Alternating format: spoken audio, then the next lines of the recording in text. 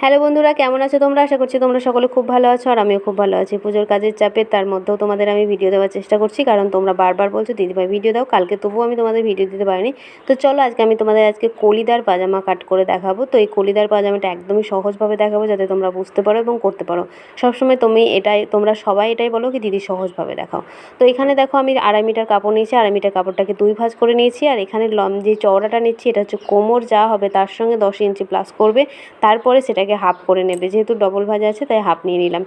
তো এখানে আমার 25 ইঞ্চি হয়, তো এখানে আমি কাপড় আমার পুরোটা পড়ছে না, এখানে 21 ইঞ্চি 21.5 ইঞ্চি মতো আসছে। তো লম্বাতে নিয়ে নিলাম, আর চওড়াতে 21.5 ইঞ্চি মতন যা আছে সবটা নিয়ে নিলাম। আর লম্বাতে নেব 10 ইঞ্চি, 8 ইঞ্চি হচ্ছে কোমরপটি, 2 ইঞ্চি প্লাস করে আমি নিয়ে নিলাম 10 ইঞ্চি। তারপর ওটাকে কাট করে রেখে দিলাম। এবার বাকি যে কাপড়টা আছে সেটাকে আমরা 4 ভাঁজ করব। তো 4 ভাঁজ করে অবশ্যই দেখে নেব কি কোন দিকে 4 ভাঁজ করার পরে চওড়াটা বেশি আসছে। যেদিকে আমরা যে কোনো দিকেই তোমরা কিন্তু ভাঁজটা করতে পারো। একবার এইভাবে করলাম, করে দেখে নেব কি আমাদের চওড়াটা কতটা আসছে। চওড়া যেদিকে বেশি আসবে কুচি সেদিকে বেশি হবে, তার জন্য আমরা দেখে নেব কি চওড়াটা কোন দিকে আসে। এবার এই দিকে ফোল্ড করে দেখে নিচ্ছি কি আমাদের চওড়াটা কত আসছে। তো আমার এই দিকে চওড়াটা বেশি আসছে, তাই আমি এরকমভাবে কিন্তু 4 ভাঁজ করে নিলাম। তো কাপড়টাকে 4 ভাঁজ করে নিয়েছি। এবার আমরা নেব লম্বার মাপ। লম্বা যা হবে তার সঙ্গে আমি 2 ইঞ্চি প্লাস করেছি, কারণ এখানে আমি বক্রম ছাড়াই কিন্তু তোমাদের দেখাবো যে আমাদের মোহরি আছে সেটাকে লাগাবো কী করে, মোহরিটাকে কীভাবে সেলাই করব। তো এখানে দেখো লম্বা যেখানে শেষ হলো মোহরির মাপ নিলাম 13 ছিল, 13-র হাফ হচ্ছে 6.5 আর 1 ইঞ্চি প্লাস করলাম। এবার দেখো মোহরি থেকে লম্বার মাপটা যেটা আছে সেটাকে এবার মাইনাস না করে, 8 ইঞ্চি মাইনাস করেছিলাম, সেটাকে মাইনাস না করে সেটার লম্বার মাপটা নিলাম। তো আমার 32 হলো, 32কে হাফ করলে হবে 16। এবার 16 এখান থেকে আমরা খোলা দিকে নামিয়ে নিলাম, খোলা দিকে নামিয়ে মোহরির সাথে জয়েন্ট করে নিলাম। এবার জাস্ট এটাকে কাট করে নিতে হবে। 10 মিনিটের মধ্যেই তোমরা কিন্তু কাটিং এবং সেলাই করে নিতে পারবে। খুবই সহজ এবং খুবই ঘের হয়, খুব সুন্দর কিন্তু হয়। তো দেখো এখানে আমি কাট করে নিলাম। এবার আমি যেটা বললাম কলিদার, তো এবার এখানে আমাকে কলি জয়েন্ট করতে হবে। যত বেশি ঘের হবে তত বেশি কুচি হবে। তো এখানে আমি দেখো এখানে এক্সট্রা যে কাপড়টা আছে ছোটো বড়ো, সেটাকে আমরা প্রথমে আগে কাট করে নিলাম। এবার দেখো কোণ থেকে যে কাপড়টা বেঁচেছে সেই কাপড়টাকে আমরা কিভাবে রাখছি। তো এটাকে আমরা এইভাবে রাখবো না, এটাকে জাস্ট এইভাবে উল্টে নেব। উল্টে নিয়ে দেখো এরকমভাবে আমরা কাপড়টাকে বসিয়ে নিচ্ছি। এইভাবে বসিয়ে নেওয়ার পরে আমাদের দেখো আসন নামাতে হবে। তো একদম 36 থেকে 42 সাইজ পর্যন্ত তোমরা আসন 9 ইঞ্চি নামিয়ে নেবে, কোনো অসুবিধা হবে না, ঠিক আছে। 9 ইঞ্চি আমি এখানে আসন নামিয়ে নিলাম। আর যেখান থেকে আমাদের কলি জয়েন্ট হচ্ছে সেখান থেকে স্ট্রেট এইভাবে দাগটা দিয়ে দিলাম ওর সাথে মিলিয়ে। এবার এটাকে কাট করে নেব। তো এই যে 4টা কলি হচ্ছে এটাকে আমরা কলিদার বলছি, যেহেতু আমরা 4টা কলি এক্সট্রা এখানে জয়েন করছি ঘেরের জন্য, কুচির জন্য, তার জন্য এটাকে কলিদার বলছে। তো এখানে আমরা 4টা টুকরো পেয়ে যাচ্ছি, সেম এখানেও কিন্তু আমরা 4টা টুকরো পেয়ে যাচ্ছি। এবার প্রত্যেকটা টুকরো কিন্তু এখানে আমাদের জয়েন করতে হবে, এই কলিগুলো কিন্তু আমাদের এখানে জয়েন করতে হবে। এটাকে কিন্তু আমরা সেমি পাটিয়ালা নামেও কিন্তু চিনি। আমরা বেশিরভাগ ক্ষেত্রে এই প্যান্টটাই করে থাকি। এবার চলো ওইদিকে কাট হয়ে গেছে। এবার এখানে যেই টুকরো কাপড়গুলো বেঁচেছে সেখান থেকে আমাদের যে কোমরপটিতে কম পড়েছিল সেটা কিন্তু আমরা এখানে কাট করে নিলাম।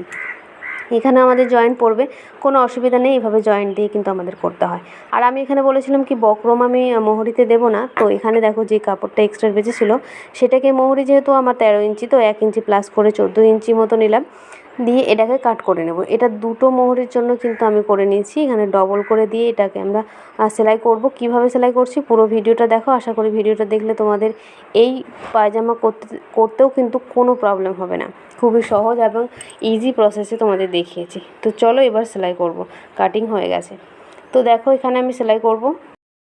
তো প্রথমে আমরা কি করব, কোমরপটিতে যে জয়েন্টটা পড়েছে সেটাকে আমরা সেলাই করব। তো এখানে যে টুকরোটা আছে সেটাকে আমরা এইভাবে বসিয়ে নেব, জাস্ট যেমন আমরা নর্মালি সেলাই করি। অবশ্যই দুবার করে সেলাই করবে, কারণ ডবল সেলাই দিলে কি হয় একটু মজবুত হয়, ছিঁড়ে যাওয়ার চান্সটা থাকে না বা খুলে যাওয়ার চান্সটা থাকে না। তার জন্য অবশ্যই তোমরা এরকমভাবে ডবল সেলাই দিয়ে করবে। তো দেখো এখানে আমাদের সেলাইটা দেওয়া হয়ে গেল। এবার দেখো উল্টো করে ধরে দুটো মুখকে আমরা এভাবে ধরে নেব। এটা পুরো রাউন্ড করে আমরা সেলাই করে নেব, ঠিক আছে। তো এখানে দেখো এইভাবে আমরা ধরবো দুটো মুখকে, দুটো একদম মুখোমুখি এইভাবে রাখবো। রেখে আমরা যেই ফিতে ভরা যে ঘরটা সেটা কিভাবে করছি দেখো।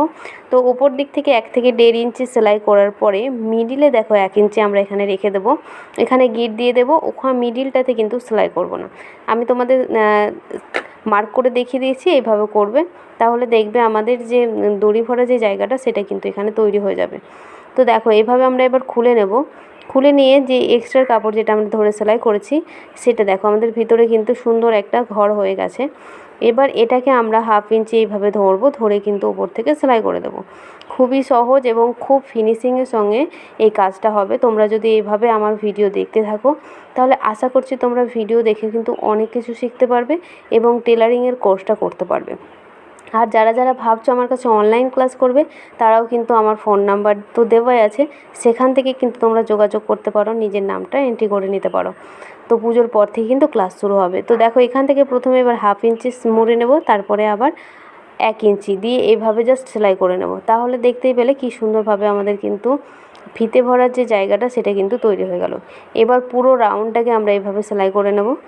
আমরা 2 ইঞ্চি এক্সট্রা নিয়েছিলাম, তো এখানে আমাদের 1.5 ইঞ্চি চলে গেল, আর নিচে 1/2 ইঞ্চি সেলাইয়ে চলে যাবে কুচি দেওয়ার জন্য। তো তাহলে আমাদের কোমরপটি কিন্তু 8 ইঞ্চি চলে আসবে। বুঝতে পারছো? এইভাবে আস্তে আস্তে ধরে ধরে কিন্তু এইভাবে রাউন্ডটাকে সেলাই করবে, ছোট বড় যাতে না হয় এটা মাথায় রাখবে। একটু ধীরে ধীরে কাজ করবে, দেখবে খুব ফিনিশিংয়ের সঙ্গেই আসবে। তো দেখো এখানে আমাদের দড়ি ভরা জায়গাটা খুবই সুন্দরভাবে হয়ে গেছে। তো আমাদের কোমরপটি তো রেডি। তো রেডি হওয়ার আগে এখানে আমাদের 4টে জায়গায় কিন্তু একটা মানে মার্ক করে নিতে হবে, ঠিক আছে? এখানে মার্ক করে নিতে হবে। তো সামনে তো আমাদের এই দড়ি ভরা জায়গা যেখানে আছে সেখানে তো আমাদের মার্ক হয়ে আছে, 3 জায়গায় আমরা মার্ক করলাম, মানে টোটাল 4 জায়গায় কিন্তু আমাদের মার্ক হয়ে গেল। এখানেও আমরা কোমরে যখন কুচিগুলো দেবো সেখানেও কিন্তু করব। তো চলো এবার আগে কলিগুলো জয়েন করে নিই। তো কলিগুলো কীভাবে জয়েন করব, কোনো মানে কোনো প্রবলেমই নেই, যেমনভাবে কাট করেছি প্রত্যেকটা টুকরো টুকরো এভাবে ধরবো, কিন্তু মাথায় রাখবে প্রত্যেকটা টুকরো যেন সোজা দিকে সোজা থাকে, উল্টো দিকে উল্টো থাকে, এরকমভাবে দেখে নেবে। না হলে অনেক সময় হয় কলি জয়েন করতে গিয়ে যারা নতুন সেলাই শিখছে তাদের এই প্রবলেমটা হয় কি একটা সোজা দিকে করেছো একটা উল্টো দিকে করেছো, এরকম হয়। তো সেটা অবশ্যই খেয়াল রেখে তোমরা কলিগুলো পরপর প্রত্যেকটা টুকরো জয়েন করে নেবে। জয়েন করলে দেখবে কতটা ঘের হয়ে গেছে অল্প কাপড়ের মধ্যে। তোমরা অনেক ঘেরওয়ালা যারা কাস্টমার চায় বা নিজের জন্য করতে চাও তারা করে নিতে পারবে। বুঝতে পেরেছো? তো চলো আবারও এইভাবে টুকরোগুলো এইভাবে জয়েন করে দেবো।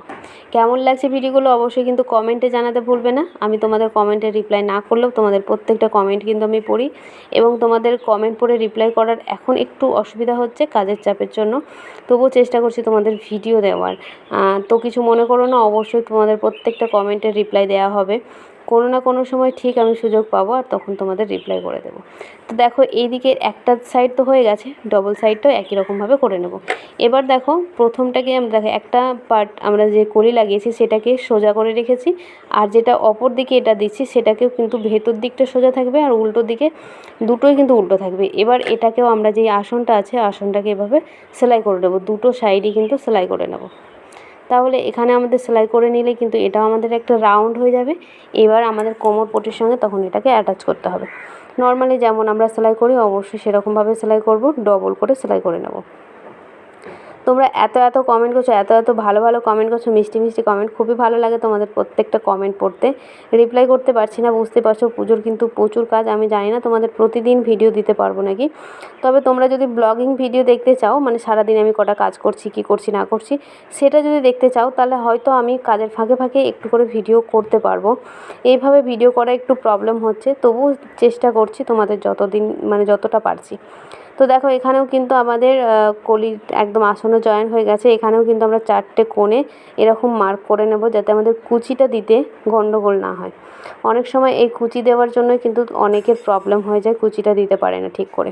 তো দেখো এখানে কোমর পটিটাকে আমরা কি করলাম, উল্টো করে রাখছি, আর যেটা আমাদের কুচি দেব সেটাকে কিন্তু আমরা সোজা করে রেখেছি, মানে ভেতরে দুটো যেন সোজা থাকে। তো এখানে মার্কে যে চিহ্নটা সেটা তোমরা বুঝতে পারবে না বলে আমি এখানে কিন্তু একটা কালার দিয়ে চিহ্ন করে দিলাম, ঠিক আছে? তো দেখো এখানেও তোমরা যদিও বুঝতে পারছো, তবুও আমি এখানে দেখো একটা মার্ক করে দিলাম। তো এই দুটো কিন্তু সমান হবে। তো এক্সট্রা দেখো এতটা করে কাপড় থাকছে যেটাতে আমাদের কুচি হবে। তো একসাথে আমরা এখানে কোমরপটি জয়েন্ট হয়ে যাবে এবং কুচিও দেওয়া হয়ে যাবে। তো দেখো এখান থেকে আমরা শুরু করব, যেখানে আমরা দড়ি ভরা যে জায়গাটা করেছি মানে ফিতে ভরার, সেখান থেকে স্টার্ট করছি। তো এইভাবে জাস্ট আমরা ছোট ছোট করে কুচি দেবো, চাইলে তোমরা বড় বড় করেও দিতে পারো। তো আমি গোটাটাতে কুচি দেব। অনেকে করে কি সাইডে কুচি থাকে, অনেকে শুধু সামনের দিকে কুচি থাকে পিছনে থাকে না, এরকম অনেক রকমভাবে কিন্তু কুচি দেওয়া যায়। তো এইভাবে কিন্তু আমরা প্রত্যেকটা কুচি সুন্দরভাবে করে নেব, আর এভাবে দেখতে দেখতে যাব কি কাপড় কতটা থাকছে, সেরকমভাবে কিন্তু তোমাদের কুচিটা একটু আইডিয়া করে দিতে হবে। বুঝতে পেরেছো? এইভাবে কুচি দেবো।